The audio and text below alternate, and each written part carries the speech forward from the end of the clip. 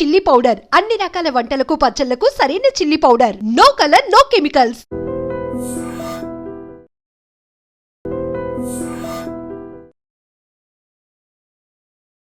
నమస్తే, welcome to I Dream social spotlight with Kavitha. Kerala nurse Nimisha ప్రియాకి Yemen లో ఉరి శిక్ష విషయం అనేది సంచలనమైనటువంటి వార్తగా మారింది.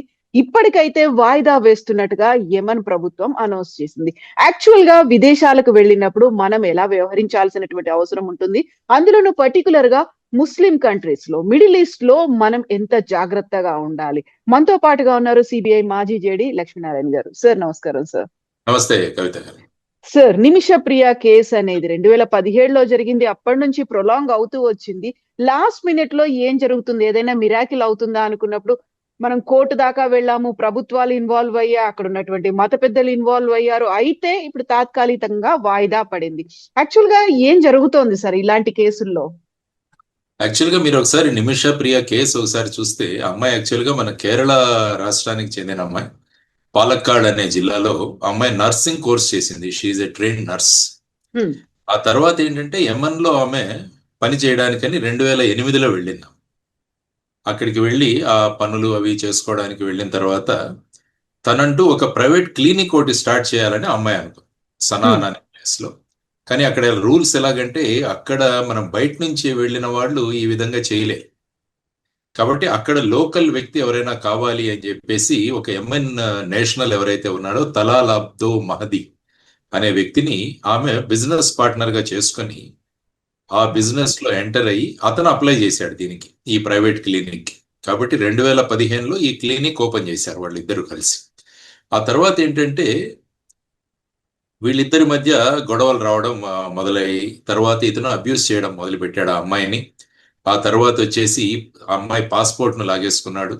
తర్వాత ఒక మ్యారేజ్ సర్టిఫికేట్, ఒక ఫోర్జ్డ్ మ్యారేజ్ సర్టిఫికేట్ కూడా తయారు చేసి, ఆ తర్వాత ఎప్పుడు కాన్స్టెంట్ గా ఫిజికల్ ఈ అసాల్ట్స్ అన్నిటి కూడా చేస్తూ ఉండేవాడు అని చెప్పేసి ఆ అమ్మాయి కంప్లైంట్ చేసింది.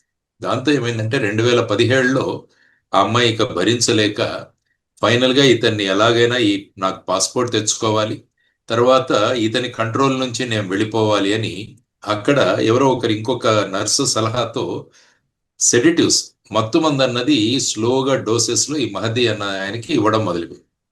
ఇవి ఇలా పెరుగుంటూ పోతూ ఓవర్ డోస్ తో అతను చనిపోయాడు. సో ఆ విధంగా ఈ విధమైన ఇది జరిగింది అక్కడ. ఆ తర్వాత ఆమె ఇతని బాడీని అంతా కూడా చిన్న చిన్న ముక్కలుగా చేసేసి వాటిని ఒక వాటర్ ట్యాంక్ లో పడేయడం. తర్వాత ఈ ఇద్దరిని కూడా అరెస్ట్ చేయడం జరిగింది అక్కడ ఏమన్నా పోలీసులు. వీళ్ళిద్దరిని కూడా అరెస్ట్ చేయండి అంటే ఎవరైతే సలహా ఇచ్చారో, ఆ తర్వాత వచ్చేసి ఈమెని నిమిషాన్ని కూడా. ఆ తర్వాత ఏంటంటే కోర్టులో ఈ ప్రొసీడింగ్ జరిగాయి. స్థానికంగా ఉన్న లోకల్ కోర్టులో ప్రొసీడింగ్స్ అయిన తర్వాత ఆమెను 3 సార్లు డెత్ సెంటెన్స్ ప్రకటించారు. అంటే ఒక్కొక్క దానికి, అంటే ఆ వ్యక్తికి ఓవర్ డోస్ కెమికల్స్ ఇవ్వడము, తర్వాత బాడీని పార్ట్స్ గైడ్ చేయడము, తర్వాత డంప్ చేయడము, తర్వాత ఎవిడెన్స్ ను ఇది చేయడము, ఇలాగా అని చెప్పేసి 3 counts అంటారు మామూలుగా.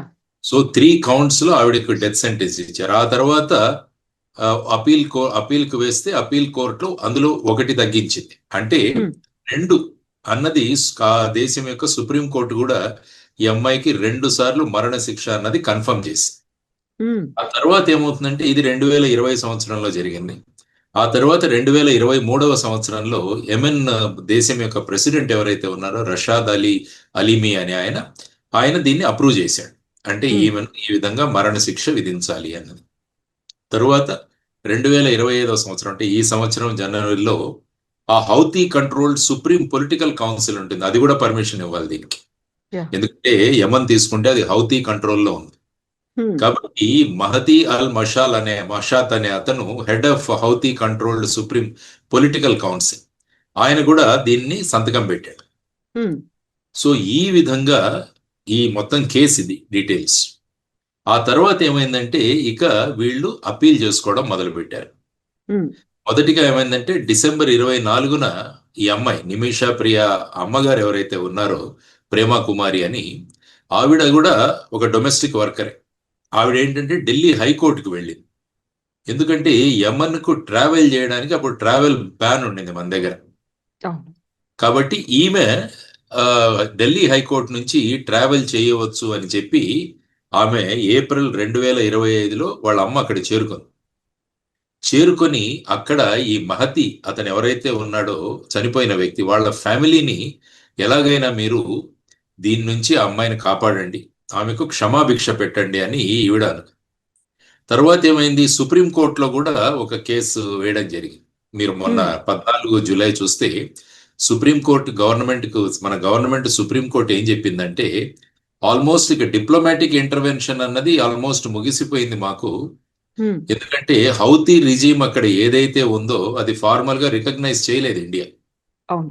కాబట్టి ఇక డిప్లొమాటిక్ ఇంటర్వెన్షన్స్ అంత ఇదిగా ఉండవు అన్న తర్వాత యాక్చువల్గా ఒక సున్నీ స్కాలర్ ఉన్నాడు, ఆయన కాంతాపురం ఏపీ అబూబకర్. ఆయన ముందుకొచ్చాడు, వచ్చి యెమెన్ లో ఉన్న అథారిటీస్ తో ఆయన మాట్లాడి దీన్ని పోస్ట్పోన్ చేయించాడు. ఆ తర్వాత 16 జూలై ఆ రోజు ఈ పోస్ట్పోన్మెంట్ అనేది కన్ఫర్మ్ అయింది. మనకంటే ఈ రోజు పోస్ట్పోన్ కన్ఫర్మ్ చేసి కొంత ఎక్కువ సమయం ఇంకొన్ని రోజుల తర్వాత దీని మీద నిర్ణయం తీసుకుంటాము అన్నది వాళ్ళు చెప్పింది. అంటే దేనికి పోస్ట్పోన్మెంట్ చేశారంటే అక్కడ ఒక పదం ఉంది, దాని పదాన్ని ఏమంటారంటే దియా అంట. అంటే అక్కడ 2 రకాలుగా ఉన్నాయి. మీరు యాక్చువల్ గా అక్కడ ఉన్న చట్టాన్ని ఒకసారి చూస్తే దాన్ని షరియా లా అంటారు. షరియా లా అంటే ఏంటంటే షరియాకు మీరు లిటరల్ మీనింగ్ తీసుకుంటే correct path or the way, అంటే మార్గం ఏంటి, సరైన మార్గం ఏంటి అన్నది షరియా యొక్క ట్రాన్స్లేషన్. యాక్చువల్ గా ఇది ఖురాన్ నుంచి తరువాత హదీత్ నుంచి, ఈ రెండిటి నుంచి ఈ షరియా అన్నది ఏర్పడింది అనమాట. అంటే ఖురాన్ తర్వాత హదీత్ అంటే ప్రాఫెట్ మహమ్మద్ ఏదైతే చెప్పారో తర్వాత వారి యాక్షన్స్ ఏవైతే ఉన్నాయో వీటన్నిటిని హదీత్ అంటాం. ఖురాన్ అన్నది డైరెక్ట్ గా అల్లా నుంచి వచ్చిన పలుకులు అన్నది ఖురాన్ నమ్మతం. సో ఈ రెండిటి ద్వారా ఈ షరియా అన్నది ఏర్పడింది అనమాట. సో ఇప్పుడు ఈ షరియా నుంచి వచ్చిన దాంట్లో 2 ఉన్నాయి. ఒకటి ఏంటంటే ఖిసాస్ అంటారు, రెండవది వచ్చేసి దియా. ఈ 2 పదాలు మనకు తెలియాలి. ఖిసాస్ అంటే ఏంటంటే ఐ ఫర్ ఐ, అంటే మా వ్యక్తిని వీళ్ళు చంపారు కాబట్టి ఆ వ్యక్తిని కూడా చంపాలి అన్నది మొదటి ఇది. రెండవది వచ్చేసి దియా అంట. దియా అంటే దీన్నే ఇంగ్లీష్ లో బ్లడ్ మనీ అంటారు. అంటే ఏ వ్యక్తి అయితే ఆ కుటుంబం నుంచి వాళ్ళు కోల్పోయారో దానికి కాంపెన్సేషన్ గా మీరు డబ్బు రూపంలో వాళ్ళకి ఇస్తే వాళ్ళు ఈ ఎవరైతే వ్యక్తి చంపారో ఆ వ్యక్తికి క్షమాభిక్ష పెట్టచ్చు. సో ఇప్పుడు ప్రస్తుతానికి జరుగుతున్నది ఈ దియా అంటే ఈ బ్లడ్ మనీ గురించి నెగోసియేషన్స్ జరుగుతున్నాయి. అంటే ఎంత కావాలి వాళ్ళకి, ఏ విధంగా వాళ్ళు సాటిస్ఫై అవుతారు అన్న దాని గురించి. అప్పుడేమవుతుందంటే ఆ ఫ్యామిలీ ఎవరైతే ఉన్నారో, ఈ వ్యక్తి ఎవరైతే మరణించాడో ఆ వ్యక్తి వాళ్ళ ఫ్యామిలీ ఏం చేయాలి అంటే మాకు ఖిస్సా అన్నది వద్దు, మేము దియాకు అగ్రీ అవుతాము అని చెప్పేసి వాళ్ళు మాట్లాడారు. కాబట్టి వాళ్ళు ఏం చేయాలంటే ఖిసాస్ అన్నది మాకొద్దు, అంటే మాకు ఐ ఫర్ ఐ వద్దు, అంటే కంటికి కన్ను, అంటే మాకు చావుకు చావు అది వద్దు, కానీ మేము ఈ దియా అంటే బ్లడ్ మనీని యాక్సెప్ట్ చేసి మేము ఆ అమ్మాయికి క్షమాభిక్ష పెట్టడానికి సిద్ధము అని అంటారు. ఇది యాక్చువల్గా ఈ కాన్సెప్ట్ ఖురాన్ లో సురా అల్ బక్రా అని ఉంది, అందులో 2:178 అంటారు. దానిలో ఈ సిద్ధాంతం ఉందన్నమాట. అది యెమెన్ లో పీనల్ కోడ్ లో దాన్ని రికగ్నైజ్ చేశారు. సో ఇది టోటల్ గా లీగల్ పొజిషన్ మీరు చూసుకోవచ్చు. సో ఇప్పుడు ఈ దియాని వాళ్ళు ఒప్పుకుంటే ఈ అమ్మాయి ఆటోమేటిక్ గా వదిలేస్తారా అన్నది కూడా ఒక క్వశ్చన్. అంటే సపోజ్ ఇప్పుడు వీళ్ళు దియాకు ఒప్పుకున్నారు, ఎంతో టర్మ్స్ అండ్ కండిషన్స్ ఒప్పేసుకొని మాకు ఆ కిస్సాస్ వద్దు కానీ మాకు ఈ దియా, మేము బ్లడ్ మనీ ఏదైతే ఉందో మాకు ఓకే, కాబట్టి మీరు ఈ అమ్మాయికి మేము క్షమాభిక్ష పెడుతున్నామని వాళ్ళు చెప్పిన తర్వాత ఏమవుతుందంటే ఆ డెత్ సెంటెన్స్ అన్నది ఆగిపోతుంది, మరణ శిక్ష అన్నది ఆగిపోతుంది. కానీ ఆ అమ్మాయి ఇమీడియట్ గా రిలీజ్ అవుతుందా లేదా అన్నదాని గ్యారంటీ లేదు. అప్పుడు కోర్టులు ఏంటంటే దీన్ని తీసుకుని, ఎందుకంటే ఆ వ్యక్తి అయితే చనిపోయాడు, అవును, ఆ అమ్మాయి చేతిలో ఒక నేరం అయితే చేయబడింది, ఆ నేరం వల్ల ఒక వ్యక్తి చనిపోయాడు, ఆ వ్యక్తి యొక్క కుటుంబం ఈ అమ్మాయి దగ్గర నుంచి కాంపెన్సేషన్ తీసుకొని ఈ అమ్మాయికి డెత్ సెంటెన్స్ వద్దు, ఐ ఫర్ ఐ వద్దు అన్నది Hmm. వాళ్ళు చెప్పిన తర్వాత అప్పుడు ఈ కోర్ట్స్ ఏం చేస్తాయంటే దీని గురించి మళ్ళా ఒకసారి చర్చించి మరి ఆ అమ్మాయిని జైల్లో పెట్టాలా లేకుంటే రిలీజ్ చేయాలా అన్నది వాళ్ళు నిర్ణయిస్తారు. Hmm. కాబట్టి ఇది మళ్ళా కోర్ట్స్ మీద ఆధారపడి ఉంటుంది. అంటే మరణ శిక్ష అన్నది వాళ్ళు ఆపగలరు ఆ Ah. కుటుంబం, కానీ ఆ అమ్మాయికి జైలు శిక్ష అన్నది ఆపే అధికారం వాళ్లకు లేదు. Hmm. Hmm. ఆ జైలు శిక్ష అన్నది నిర్ణయించేది అక్కడున్న స్థానిక కోర్టు. ఇప్పుడు యాక్చువల్గా మీరు ఒకసారి సౌదీ అరేబియాలో ఒక కేసు జరిగింది ఇంతకుముందు. అతని Sir. పేరు అబ్దుల్ రహీం అని, అతను కూడా కేరళ అతనే. Hmm. అతను కూడా ఈ విధంగా మరణశిక్ష విధించబడింది. అతను బ్లడ్ మనీ పే చేసి ఆయన మరణశిక్ష నుంచి తప్పించుకున్నాడు, కానీ ఐ థింక్ సుమారుగా 20 సంవత్సరాల శిక్ష పడింది అతనికి, జైలు Hmm. శిక్ష. యావజ్జీవ కారాగారం. అలాగా ఇప్పుడంటే ప్రస్తుతం ఇంతకుముందు ఎలా ఉండేదంటే యావజ్జీవ కారాగారం అంటే 14 సంవత్సరాలు ఉండేది. ఇప్పుడు కొత్తగా యావజ్జీవం అంటే వాళ్ళు జీవితం బతికినంత వరకు జైల్లోనే ఉండాలి, అది యావజ్జీవం ఇప్పుడున్న ఇది ప్రస్తుతం. Hmm. Hmm. కాబట్టి ఇప్పుడు కోర్టు సెంటెన్స్లు కూడా చెప్పండి, ఈ sentence to life imprisonment till he lives అంటారు. ఆ విధంగా ఈ మధ్య సెంటెన్స్ ప్రకటించబడుతుంది. Yeah. కాబట్టి ఇప్పుడు ఈ అమౌంట్ ఎంత అన్న దాని గురించి కూడా చర్చలు జరుగుతాయి వాళ్ళ మధ్య. అంటే ఇది కోర్టు మ్యాండేటెడ్ కాదు, ఇది బయట జనరల్ జరగాల్సింది ఇది. బయట జరగాల్సిందే, అవుట్ ఆఫ్ ది కోర్ట్ ఇది జరిగేది. అంటే ఆ వ్యక్తి యొక్క సోషల్ స్టేటస్ ఏంటి, ఆ వ్యక్తి జీవించి ఉంటే ఎంత అమౌంట్ సంపాదించేవాడు, అంటే అతని ఆదాయం ఎంత ఉండేది, తర్వాత ఆ దేశంలో ఉన్న కస్టమరీ నామ్స్ ఏవైతే ఉంటాయో, పద్ధతులు ఏవైతే ఉంటాయో ఈ విధంగా నిర్ణయిస్తారన్నమాట. Hmm. నిమిషా వాళ్ళు యాక్చువల్గా ఏంటంటే ఒక $1 మిలియన్ వాళ్ళు ఇవ్వడానికి సిద్ధమవుతున్నారని చెప్పేసి క్రౌడ్ ఫండింగ్ ద్వారా అని ఒక మనం వార్తలు వింటున్నాం. Hmm. ఒక $1 మిలియన్. సో ఆ విధంగా ఇవ్వడానికి క్రౌడ్ ఫండింగ్ ద్వారా ఈ ఫ్యామిలీకి నిమిషా యొక్క కుటుంబం సిద్ధమవుతుందని చెప్పేసి వాళ్ళు అన్నారు. బట్ వాళ్ళు ఇప్పటికైతే యాక్సెప్ట్ చేయలేదు, కానీ వాళ్ళ మధ్య చర్చలు జరుగుతుండడం, తర్వాత ఈ అబూబకర్ అన్న ఆయన ముందుకు రావడం, ఆయన యొక్క మధ్యస్థిత్వం వల్ల ఇది పోస్ట్పోన్ అయింది ప్రస్తుతానికి. సపోజ్ ఈ చర్చల తరువాత వాళ్ళు మాకు దియా యాక్సెప్టబుల్ కాదు అంటే మళ్ళా ఖిసాస్ అమల్లోకి వస్తుంది, అంటే ఐ ఫర్ ఐ, Hmm. అంటే Hmm. అమ్మాయికి మళ్ళా మరణ శిక్ష. కాబట్టి ఇప్పుడు రాబోయే కాలంలో ఈ రెండు కుటుంబాల మధ్య ఎలాంటి చర్చలు జరుగుతాయి, ఆ తరువాత వాళ్ళు ఏ విధమైన నిర్ణయాలు తీసుకుంటారు అన్న దాని గురించి ఆలోచించాల్సిన అంశం. సార్, ఇప్పుడు కిసాస్, దియా అనేవి కేవలం మనం అనుకుంటున్నట్టుగా ఇస్లామిక్ కంట్రీస్ లోనే ఉన్నాయా, మిడిల్ ఈస్ట్ లోనే ఉన్నాయా, మిగతా దేశాల్లో కూడా ఇలాంటి క్షమాభిక్ష అవుట్ సైడ్ కోర్టు చర్చించుకోవచ్చు, కంపెన్సేషన్ ఇవ్వచ్చు అనేది? షరియా ఎక్కడైతే అమలవుతుందో ఆ సుమారుగా 50 దేశాలు ఉన్నాయి. ఇలాగా Hmm. 50 దేశాలలో ఈ షరియా అన్నది అమల్లో ఉంటుంది. అంటే షరియా అన్నది నేను ఇంతకుముందు చెప్పినట్టు ఖురాన్ నుంచి మరియు హదీత్ నుంచి తీసుకొని వాళ్ళ పీనల్ కోడ్ నిర్ణయిస్తుంది అనమాట. అంటే దానికి మూలం ఇవి, షరియా మూలం.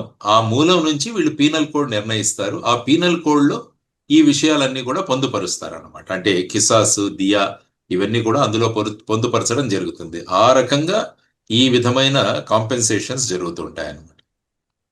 అది ప్రస్తుతం అక్కడ ఉన్న పరిస్థితి. మరి చూడాలి వాళ్ళు ఏ విధంగా ఈ చర్చలు సఫలీకృతం అవుతాయో, ఆ తర్వాత ఏ విధంగా ఉంటుంది అన్నది కూడా. ఎందుకంటే save Nimisha Priya international action council అన్నది కూడా ఒకటి ఏర్పాటైంది. అవును సార్. శామ్యుల్ జిరోమ్ భాస్కర్ అనే ఆయన మెయిన్ నెగోషియేటర్. సో ఆ విధంగా ఈ అమ్మాయిని ఉరిశిక్ష నుంచి తప్పించాలి అన్నది మొత్తం ఇంటర్నేషనల్ లెవెల్లో ఒక యాక్షన్ కౌన్సిల్ కూడా ఏర్పడింది. సో ఆ విధంగా ఏంటంటే మన డిప్లొమాసీలో ప్రాబ్లం ఏంటంటే ఈ యెమెన్ లో హౌతీస్ ఉన్నారు, కానీ అది ఎక్కడ ఇంటర్నేషనల్లీ రికగ్నైజ్డ్ కాదు. కాబట్టి వాళ్ళతో మనం డిప్లొమాటిక్ డిస్కషన్స్ అన్నవి కొద్దిగా ఎక్కడో ఒక చోట ఆటంకం. తర్వాత సుప్రీంకోర్టుకు వెళ్ళినా కూడా సుప్రీంకోర్టు కూడా ఏమనిందంటే ఈ అమ్మాయిని మీరు ఫండ్ రైజింగ్ ద్వారా, తర్వాత ఈ మధ్యస్థులు ఎవరైతే ఉన్నారో వారి చర్చల ద్వారా దీన్ని మీరు పరిష్కరించుకోండి అన్నది మేము పెద్దగా చేయలేమని కూడా సుప్రీంకోర్టు వ్యాఖ్యానించడం జరిగింది. ఎందుకంటే ఏ దేశం మీద కూడా వాళ్ళ చట్టాలను బట్టి అక్కడ పద్ధతులు ఉంటాయి. ఇప్పుడు మన దేశంలో అయితే సుప్రీంకోర్టు డెఫినెట్ గా దానిలో ఇంటర్వ్యూన్ అవ్వచ్చు. ఆ తర్వాత ఫైనల్ గా మనకు ప్రెసిడెంట్, గవర్నరు వీళ్ళకు కూడా క్షమాభిక్ష పెట్టే అధికారం కూడా మన రాజ్యాంగంలో ఉంది. కాబట్టి ఏ ఏ దేశాలలో ఏ విధమైన సిస్టమ్స్ ఉంటాయో ఆ సిస్టమ్స్ ని అవలంబించి చేయాల్సిన అవసరం ఉంది. కాబట్టి చూద్దాం రాబోయే కాలంలో ఈ దియా చర్చలు ఏ విధంగా జరుగుతాయి, ఆ తర్వాత వాళ్ళు ఏ విధంగా అంగీకరిస్తారు. అది సపోజ్ అంగీకరించాలని కోరుకుందాం. అంగీకరించిన తర్వాత స్థానిక కోర్టులు ఏ విధంగా ఈ విషయంలో ఈ నిమిషా ప్రియాకు ఏ విధంగా రాబోయే కాలంలో ఎటువంటి శిక్ష ఉండాలి అన్నది కూడా వాళ్ళు నిర్ణయించే ఇది ఉంటుంది. కాబట్టి we have to wait and see what is going to happen. Sir ఇక్కడే ఇంకొక వాదన అనాలిసిస్ కూడా వినిపిస్తోంది. ఇప్పుడు హౌతీల మీద మనం అటాక్ అనేది చేస్తున్నాం, వాళ్ళ స్థావరాల్ని కూడా మట్టు పెడుతున్నాము. అక్కడ ఇజ్రాయెల్ కేమో సపోర్ట్ గా ఉన్నాం కాబట్టి హౌతీల ఫ్యామిలీ మీద ప్రెషర్ తీసుకొస్తారు. మీరు చెప్పినటువంటి దియా కాకుండా చేసే ప్రయత్నాలు అనేవి ఉన్నాయి. ఎవరైతే టువర్డ్స్ ఫ్రెండ్లీగా ఉన్నారో వాళ్ళ వైపు మనం లేము అనే మాట సార్. కానీ జనరల్ గా ఏంటంటే ఇది ఒక మహిళకు పడిన శిక్ష, అదొకటి మనం గమనించాలి. తర్వాత ఆ వ్యక్తి ఈ అమ్మాయిని అన్ని విధాలుగా ఎక్స్ప్లాయిట్ చేసి ఆ అమ్మాయి పాస్పోర్ట్ లాగేసుకొని ఆ అమ్మాయిని ఏకాకిగా చేసిన సందర్భాలు అక్కడ ఉన్నాయి. ఓకే, ఇజ్రాయిల్ హౌతీస్ కు మధ్య కంటిన్యూస్ గా జరుగుతూనే ఉంది అక్కడ యుద్ధం. సో భారతదేశం యొక్క వ్యూ పాయింట్ ని ఈ కేసుతో లింక్ చేసే అవకాశం తక్కువగా ఉంటుంది అనుకుంటాను నేను. అంటే హౌతీస్ ఎందుకంటే అఫ్ కోర్స్ హౌతీస్ వాళ్ళ స్టాండింగ్ కౌన్సిల్ ఆయన ఇచ్చాడు, పర్మిషన్ ఇచ్చాడు దీనికి వెళ్ళడానికి, అది రెగ్యులర్ ప్రొసీజర్. కానీ ఇప్పుడు మనం చూడాల్సింది ఈ ఫ్యామిలీకి మధ్య ఉన్న వాళ్ళ నిర్ణయం. కాబట్టి మీరు అంటున్నారు ఇప్పుడు ఆ ఫ్యామిలీ మీద వీళ్ళు ప్రెషర్ పెట్టి దీనికి కిసాస్కే అగ్రీ చేయండి, దియాకు అగ్రీ చేయకూడదు అన్నది కూడా ఒక వాదన వినిపిస్తుంది. That may be A general గా పబ్లిక్ లో జరుగుతున్న వాదన అవ్వచ్చు. కానీ చూద్దాం, ఎందుకంటే ఈయన సున్నీ లీడర్ ఎవరైతే అబూబకర్ ఉన్నాడో ఆయన is taking the cast in a logical way ఆయన తీసుకున్నాడు. ముస్లియార్ ఏపీ అబూబకర్ ఆయన కాంతాపురం ఆయన లీడ్ తీసుకున్నారు. కాబట్టి మోస్ట్ ప్రాబబ్లీ ఈ స్టేజ్ కు వచ్చిందంటేనే ఒక పాజిటివిటీగా మనం ఆలోచించవచ్చు. ఆ తర్వాత ఏ విధంగా ఆ ఫ్యామిలీని కన్విన్స్ చేస్తారు అన్నది మనం చూడాల్సిన ప్రధాన అంశం. Yes, sir. Thank you so much, sir. Thank you, sir. నమస్తే. Thank you. నిజంగా ప్రస్తుతం ఉన్నటువంటి సమాజం దేనికి ప్రయారిటీ ఇస్తుంది? ఆర్థిక సంబంధాల చుట్టూ మాత్రమే తిరుగుతోంది. మళ్ళీ ఎన్నికలంగానే చాలా విరక్తి కలుగుతాను. మంచి అనిపిస్తుంది కదా, లేడీస్ కూడా ఛాలెంజింగ్ జాబ్స్ చేసినప్పుడు చాలా బాగుంటది. ట్రాఫిక్ అసిస్టెంట్స్ గా నియమించిన ట్రాన్స్జెండర్స్ అందరితో సాల్యూట్ చేయించుకుంటున్నారు. ఫుడ్ డెలివరీ ఇవ్వటానికి వెళ్ళినటువంటి డెలివరీ బాయ్ అనిల్ పై కళ్ళ ముందు